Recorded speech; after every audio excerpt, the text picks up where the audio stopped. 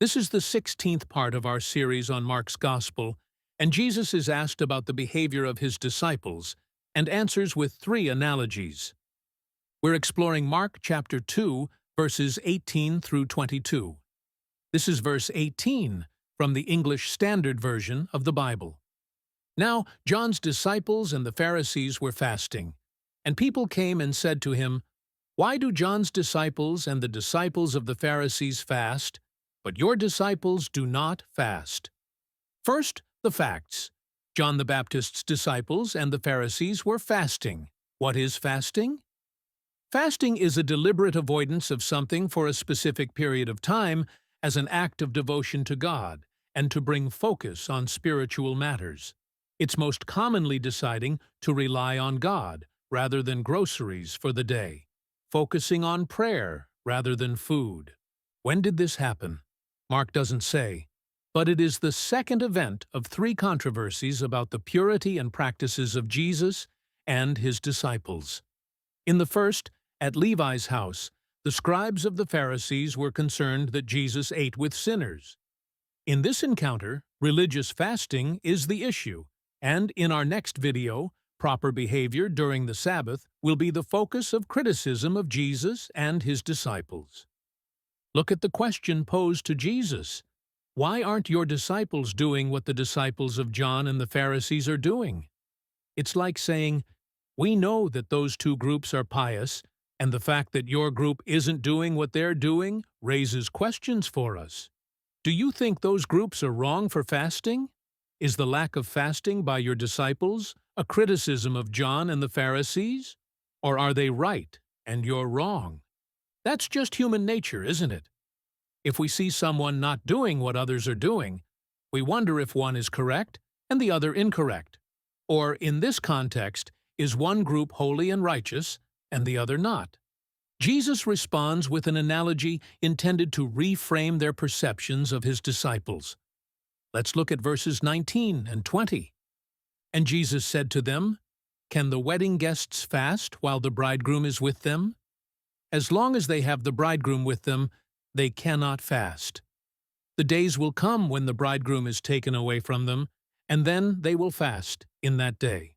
We need to dig into a term used here. The phrase translated wedding guests is literally the sons of the bridegroom, and refers to the male attendants to the groom.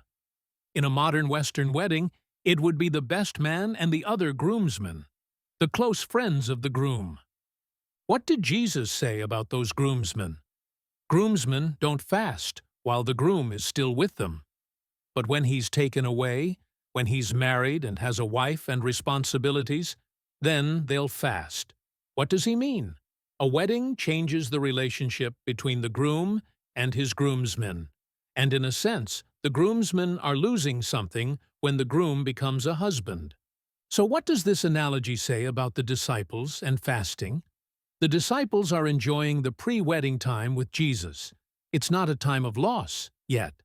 But Jesus says, there will come a time when the bridegroom is taken from them. That sounds ominous. And when Jesus is taken from his disciples, then it will be time for them to fast. So the questioners of Jesus saw John's disciples and the Pharisees and Jesus' disciples as similar groups, and they had similar expectations of the groups. Jesus' bridegroom and groomsmen analogy told them that his disciples were in a different situation than the other groups, and that situation would later change. Next, Jesus addresses the discomfort the questioners were feeling when his disciples' behavior didn't meet their expectations. Look at verse 21. No one sews a piece of unshrunk cloth on an old garment. If he does, the patch tears away from it, the new from the old, and a worse tear is made. Jesus offers them this second analogy, applying practical wisdom and common knowledge. Fabric shrinks the first time you wash it, especially the natural fibers in use at the time. Everyone knew that you had to wash and dry a patch before sewing it on, or else, when you washed the newly repaired item, the shrinkage of the patch would tear the old material. This analogy is about incompatibility of the new cloth, which is still moving, with the old garment, that is static.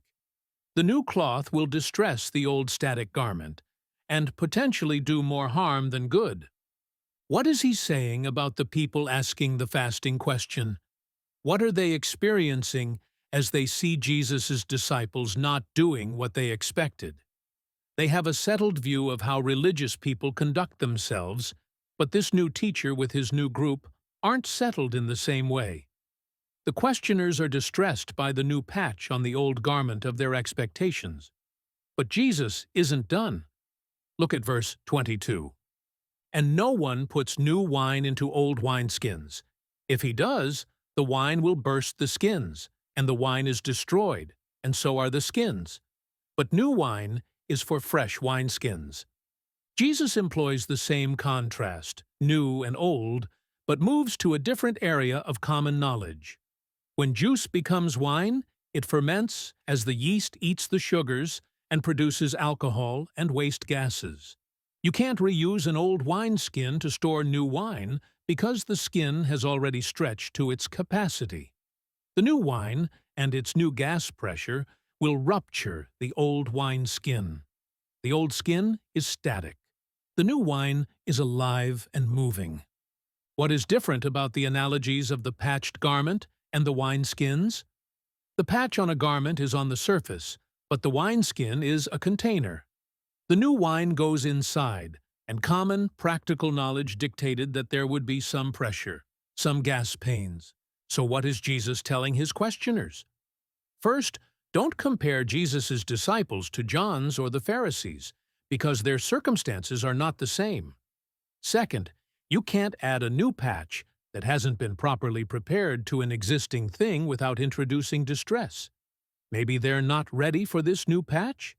And finally, if they want the new thing, the new wine, they themselves will have to become new wineskins, new vessels, because new wine is for fresh wineskins. Their distress was rooted in comparisons and expectations, and the solution was to become new vessels that could receive and hold the new wine that Jesus brought to the people. In our next video, the disciples' behavior on Sabbath causes more questions for Jesus. Thank you for watching SoWhatScripture. Please subscribe to the channel and share this video with your friends on social media.